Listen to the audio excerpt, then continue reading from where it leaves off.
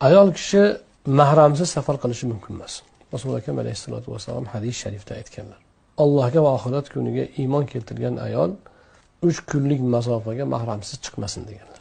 Yo eri bo'lsin, yoinki aka-uka, amaki, jiyanga o'xshash nikohi harom qilingan kishilar bo'lsin.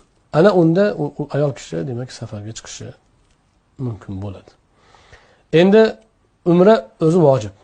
Haj agar farz haj bo'lsa ham biz Hanafiy mazhab ulamolarining fatvolariga ko'ra haj farz haj bo'lgan taqdirda ham mahramsiz hajga borishlari durust hisoblanmaydi va farz ham bo'lmaydi. Ayol kishiga yo'lga imkoniyat degan shartning ichiga mahram ham kiradi.